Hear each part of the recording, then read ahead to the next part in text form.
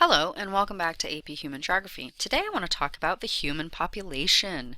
I want to talk about population dynamics and population growth, and I want to talk about populations on the move.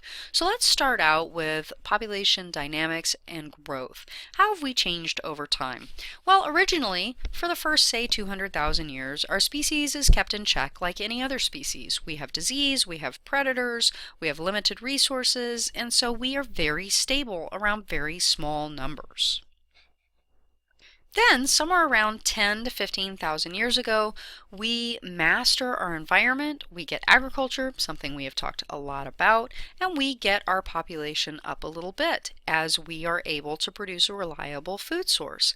Then we go along growing a little teeny bit, but not a huge amount, because nothing really significantly is changing until we get to the Industrial Revolution, where we are able to really ratchet up our food production. We start producing a lot more food because of technology. We also start to see some shifts, things like healthcare, things like, and by healthcare I mean medicine, right? And things like sanitation, and those limit the number of diseases that we get. And with that addition of a good larger food source, right, food production, we actually start to see our population explode. And as we get better with better technology at doing these three big things, food production, treatment of disease, and sanitation, right, so medical, sanitation, and food, we see a population explosion. And we start adding enormous numbers of people to our planet. So it takes us about 200,000 years to get our first billion people. And then after that, it takes another 120 years to add another billion people. But then it's only 40 years to the next billion. And then it's like 15 years, 10 to 15 years for every billion after that. And we just keep adding billions of people. And in 2014, we had 7 billion people, right, on the planet. That is a lot of people. Right? But here's the thing. Not all areas are growing at the same rate. Some areas aren't growing at all. They're actually getting negative. Some areas are exploding.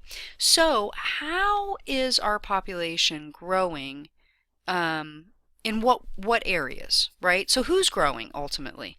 Developed countries are not really growing, right? It's the developing countries that are growing exponentially.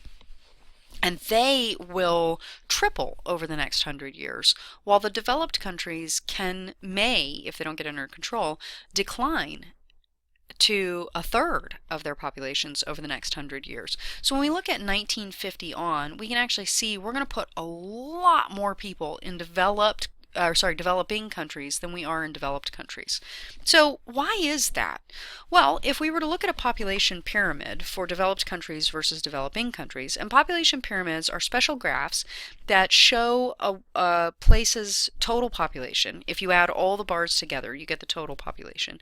But it's divided between males and females, males on the left, females on the right.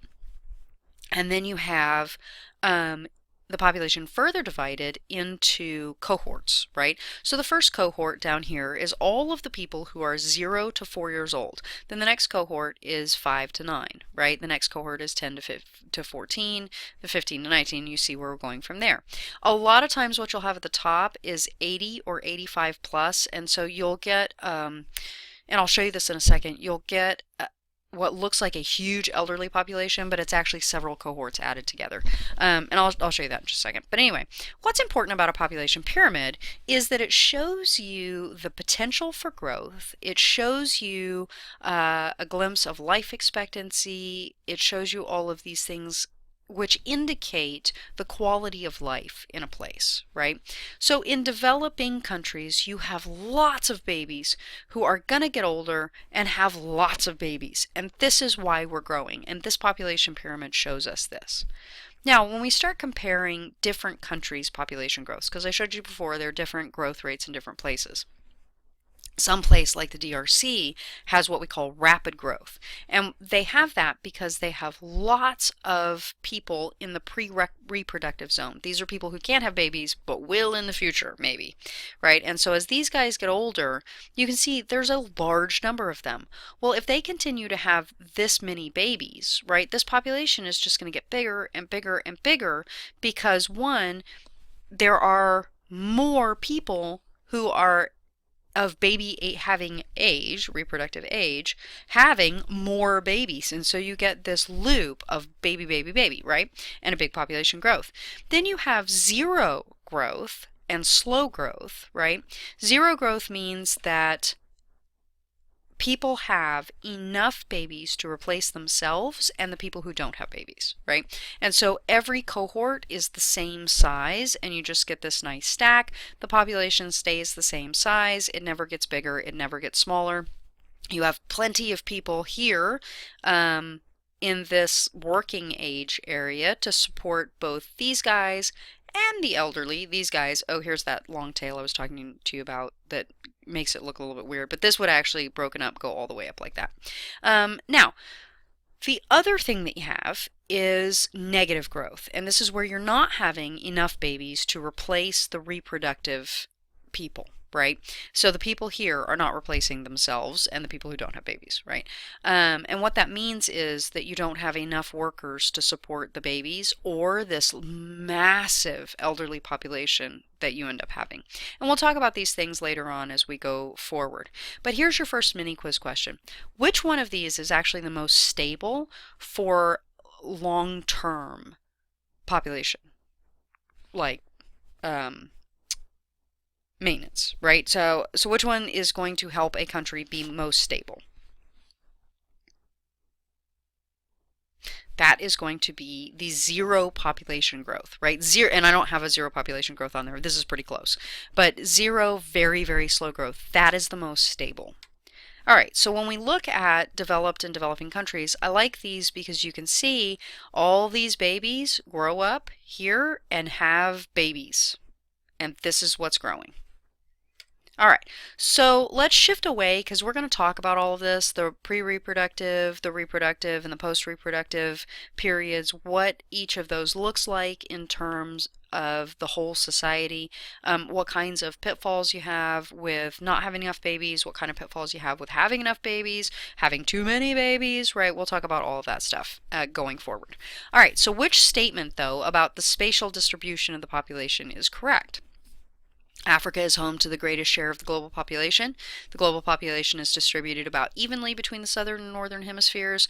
Most of the world's population lives in the interior of continents. The global population distribution is shaped by both cultural factors and physical factors, or all of these are correct.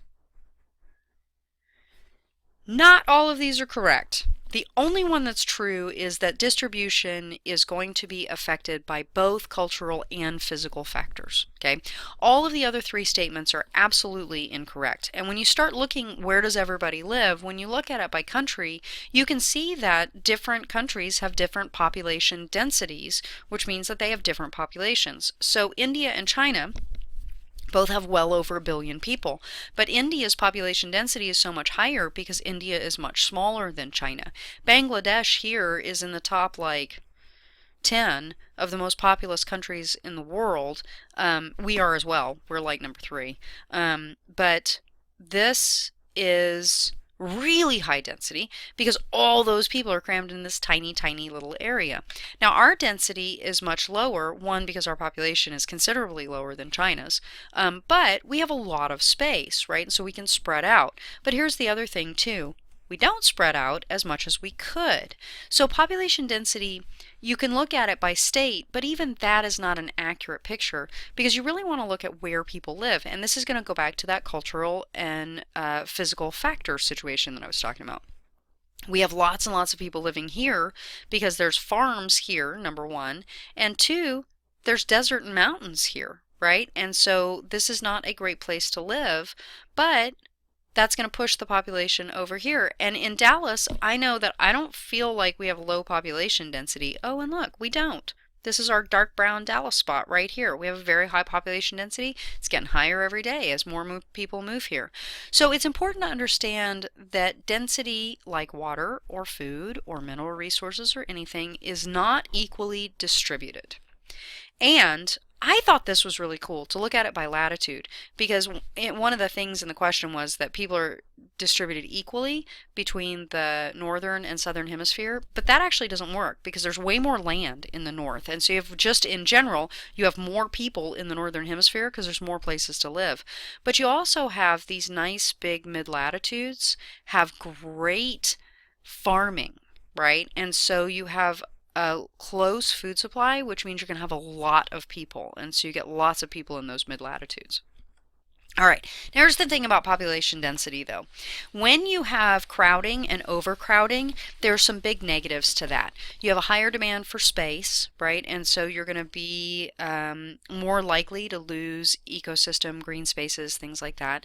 You also have a higher demand for resources and services. Sometimes those are not available to everybody because there's such a high demand for it. You also have increased consumption and waste because you have so many people, and usually there's jobs, there's oftentimes more money for some people, and so you get higher rates of consumption. But just because there are lots of people, you're also going to have higher waste, whether that is solid waste like municipal waste, whether it is water, gray water, you're talking about human sewage, human waste, all of those things, right? You're going to have a lot more of it. Higher rates of disease because people are in closer contact. Higher rates of poverty because there's only a limited number of jobs. And all of these things, these higher stressors, lead to stress, which has physical symptoms. It also leads to crime. And we will talk about all of that going forward. Thomas Malthus actually predicted that things would get worse as the population got bigger because food is produced arithmetically, right? So you can draw a line, it's got a slope, that's great, and we increase our food production every year, but we don't increase it relative to the population. So at some point, as our population grows exponentially with that lovely curve, right, the population itself is going to surpass the food production. And so where that population and that food production, those lines cross, is actually our carrying capacity. And so if you think back to our biological terms, right, carrying capacity is the maximum number of individuals that any ecosystem can support. We don't really know what our carrying capacity is, and partly because we keep raising it. When we were just like any other species, hanging around, doing stuff, being limited by stuff, we had a relatively low carrying capacity. Once we started mastering the world around us and we started doing agriculture, we were able to raise our carrying capacity because we could produce more food. Technology has allowed, and creativity has allowed us to continue to increase our carrying capacity, and we don't really know what our carrying capacity is, right? But there is a danger to not really knowing what your carrying capacity is, and that is that you could overshoot your carrying capacity. The other thing is, at what cost to the rest of the environment is it for us to extend our carrying capacity? What is the cost of that? But let's get back to this carrying capacity thing. What if we overshoot our carrying capacity? Well, we know that when species overshoot their carrying capacities, there's usually a collapse or a dieback that follows that. And so our goal is trying to figure out what's a sustainable population so that we don't overshoot our carrying capacity. And so we need to start asking ourselves questions like, well, if we don't have an unlimited carrying capacity, how can we slow population growth? And we will be talking about this a lot going forward.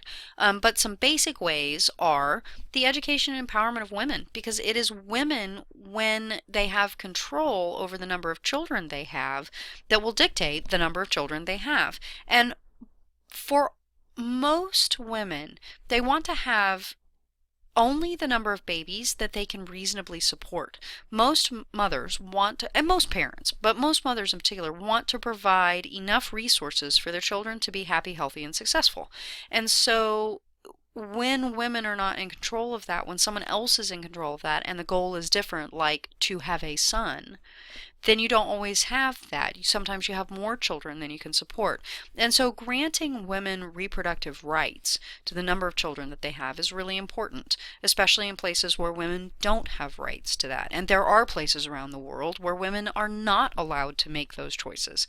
Family planning services help people understand, and this is for men and women, help people understand how to have the number of babies that they want to have, right? And that could be as simple as helping people understand how far apart you should have babies if you want to be able to give them everything that you can within the resources that you have. Another thing that's really important is women in the labor force. More women working, right? One, raises the status of women, which is really important, and it gives more income to families. More income to families provides better resources for children, and sometimes, we'll talk about this more later, decreases the need to have children. So that's really important.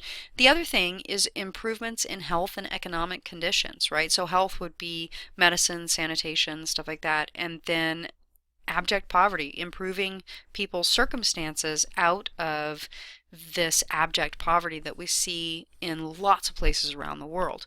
Um, People even talked about providing incentives for increasing or decreasing childbirths, whether that's a cultural incentive or an economic incentive like a tax penalty or a tax break for having fewer or more children, depending on your circumstances.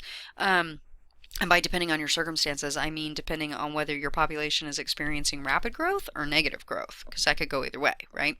Now, some people, when you have this conversation, will argue that the state should just make laws that people can't have babies, right? Or that people should have babies. And China did this with their one-child policy. This is a very controversial statement, and you will have to figure out what you think about it. But you need to think very hard about what it means to allow the state to dictate the number of children that someone can have. What does that mean in terms of individual liberties, personal freedoms, and the rights of the state versus the rights of the individual? So as you're thinking about this, think about that as well. All right, so here's your question. All of this data that I've shown you about the United States in particular has come from the United States Census Bureau, which is the organization within the government that keeps track of all of the people and what they're doing in the country. So what do we do with this population data that's collected by the United States Census Bureau? Is the data used to distribute federal funding to state and city governments? The data have been criticized in the past for undercounting disadvantaged groups for various reasons. It's provided useful information about American immigration, can be used to analyze cities and counties, or all of the above. All of these are true. Yep, all of these are true. And actually, you're going to be using census data in class. Okay, so moving on. Let's talk about moving on, right? So population migration, or populations on the move, we're talking about migration. Now, I'm going to go through this first part really fast because you've done it in history class or with me in the first part of this class. So first of all, we know that we originate in Africa, and within a few several tens of thousands of years, we populate the entire planet pretty much. And we have been on the move ever since. We have a very mobile population, even though there are lots of people who never leave home. Overall, we do lots and lots of traveling. But I want to focus on the United States for this portion of the conversation. And it turns out that we have always been a melting pot. We've always been a nation of immigrants, right? Remember we talked about prehistoric Americans. They came from Europe. They came from Asia. They came from all over. And so from the very earliest beginnings, we've had lots of different populations here.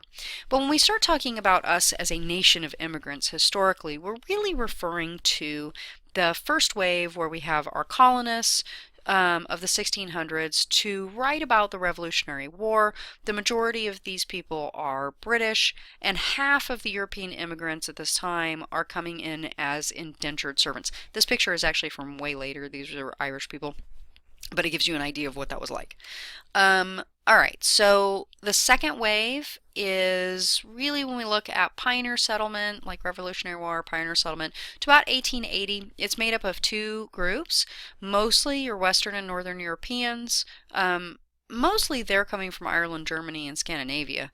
And you're talking about your African populations that were brought involuntarily through the slave trade. Now, as I'm talking about these waves, please keep in mind that lots of people are coming from lots of places. I'm just highlighting the largest groups at the time. All right, the third wave is from 1890 to 1920. The slave trade is over. Our European population shifts to be the Eastern and Southern Europeans, and now we have an influx, a large influx of Asian immigrants. The teens, the 19 teens, are a huge time, and immigration skyrockets at this point. And so in 1924, the Immigration Act actually stops, for all practical purposes, the majority of immigration. And the Depression, around a little bit after that, will decrease immigration as well, because people don't want to go to a place where they're not going to have a job, right? And so those two things really cause a massive sort of closing of the doors. Now, after the Depression, we get this fourth wave. This goes through to the 60s. We see a shift back to Northwest Europe, and the 1950s brings a huge increase from Latin America. Again, not that we haven't had lots of immigrants from Latin America up to this point, it's just that we see this becomes one of the larger groups coming in at that time. And in 1965, the Immigration Act of 1924 is repealed, and at this point in the 60s on, you really start to see a shift to where our populations are coming mostly from Latin America, the Caribbean, and Asia, and they are far outnumbering European immigrants. And by the time we get to the present wave, which is the 60s now, right, we're also going to include a recent influx of African immigrants. Africa has a hugely growing population. There are many places that are not quite stable, and so there is a large amount of emigration from Africa. Remember, immigration comes into the country, emigration is exiting the country, and so lots of African immigrants in lots of places, but also in the United States too. And this is a group that we're adding because this is voluntary. Right? This is a voluntary migration. So just to recap in terms of numbers, right? We see our first 100 million in 1915. We see our second 100 million added in 1967.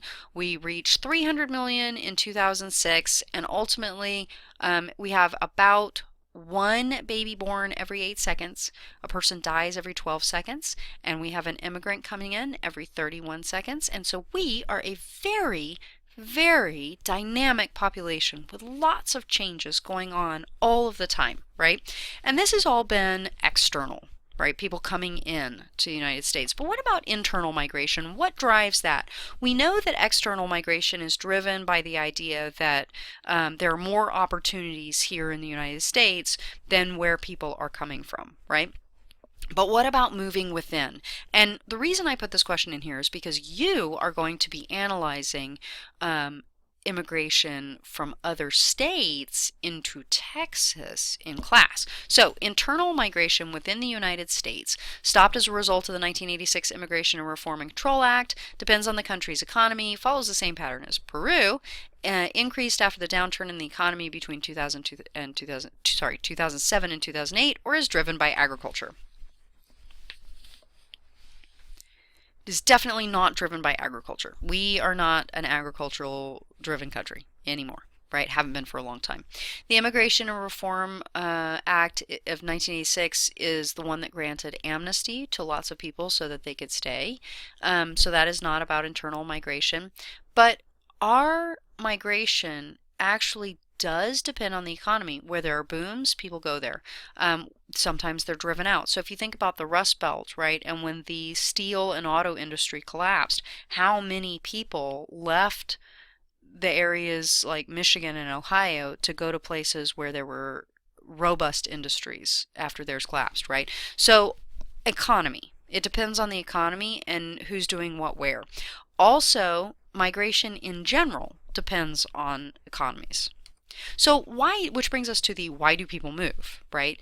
So here's just a nice table, and what I like about this table is it actually has sort of this generic global effect of these migrations that you see, but I want to talk a little bit about them. Why do people immigrate?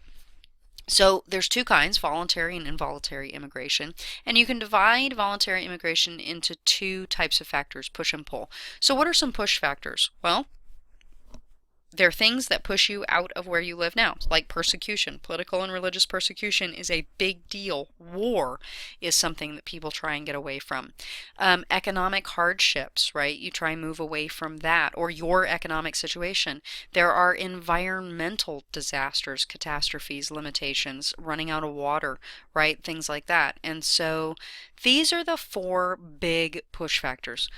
These oftentimes result in refugees, right? And so a refugee is someone who is fleeing some situation in their country. And ideally, after that situation is resolved, they end up going home, right? Because most people don't really want to leave their homes, yeah?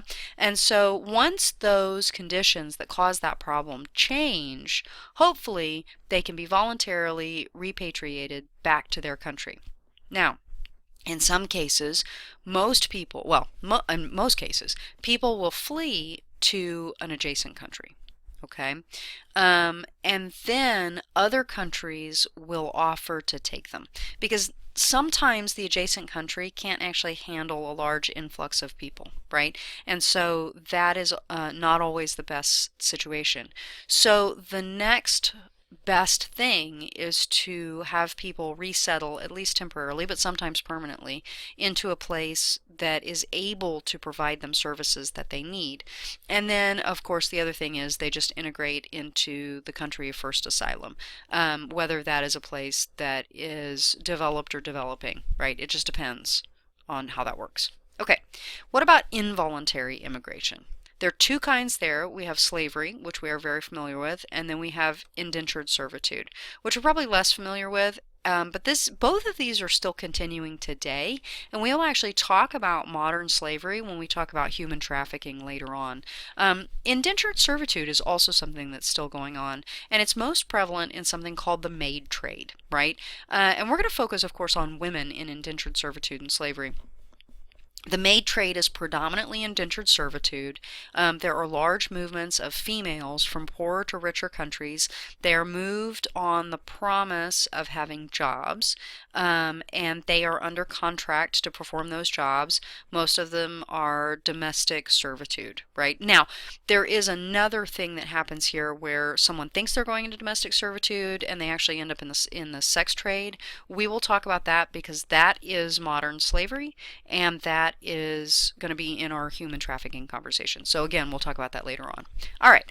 Now, what else happens? Voluntary immigration, right, also has pull factors. So you may leave someplace because things are really bad, but oftentimes things are fine where you are, but they're better someplace else. Maybe you find a better job.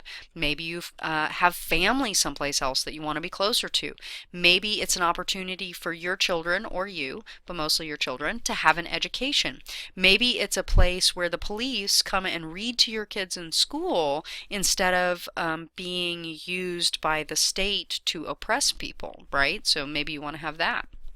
And that goes to quality of life. Maybe you can have a home. Maybe you can have a car. Maybe you can have all the food that you would like. And so sometimes it's just that things are better where you're going. That is a pull factor. So where do people go? People who are born not within the country that you're talking about, so foreign-born individuals, tend to choose their location by two criteria. One, they can get a job there. Right? Where can I get a job? The other thing is that there are other people that are from where they are, right? And so they go there and there's already community that's very reminiscent of their own communities, and so they can sort of anchor into that, right? Okay, so when we look at immigration, where are people coming from, this is just kind of over, right, the last, what is that, almost 200 years. just to give you an idea of where people are coming from. This is what we talked about. This is the same thing. This is a nice another graph.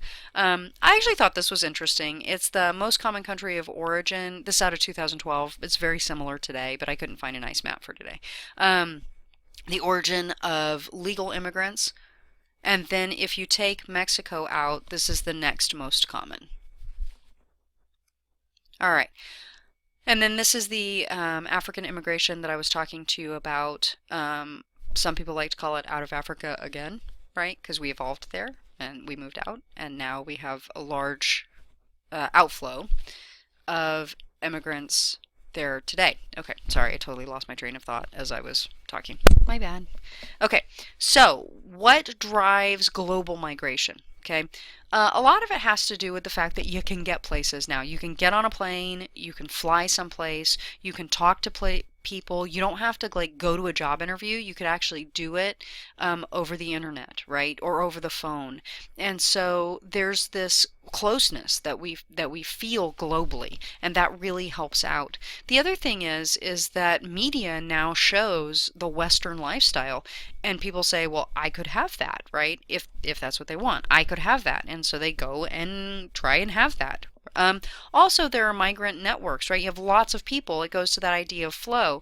Let's say you move to some totally new place, you tell your friends about it, you tell your family about it, and they're like, I want to live there too, right? So that's how it works. Also, transnational communities. I mean, think about how many companies are international companies, and so those are all really big deals, okay? So this is just kind of like what's happening in the sending countries versus the destination countries, and you can read that later. All right, so what are the positive effects of immigration? Well, jobs, right? For every basic job, there are 3 non-basic jobs, and so immigrants need services. They need housing, they need commercial and banking activities, and they need stuff, right? That's jobs. That helps the economy. Oftentimes, studies have shown that there is a higher than average drive to succeed and rate of self-employment among immigrant families. And that also helps the economy, helps the community, right? You also get this great influx of unique culture, whether it's food or customs or traditions or whatever, that goes to that idea of the melting pot and sharing. And that's also awesome. Negative effects of immigration. Lots of people is what you're talking about. So you get all the environmental stuff that goes with people. Freshwater availability, right? We lose that because of contamination. We use the water. We get an increase in pollution. We get an increase in deforestation because we want stuff. We need building material. We need to increase our food production. We also use more natural resources because of energy consumption, because of buying stuff.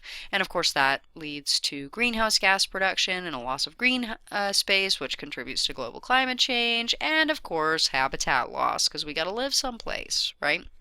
Okay, so this video notes is a lot of information in a really short period of time. So I'm almost done, but we've got a little bit more. I know it's over 30 minutes, but you're going to be fine. It's just a little bit more. All right, so let's talk about migration patterns, okay? We've already talked about the types of migration, but there are different migration patterns that you see as well. And those are described by something called the gravity model.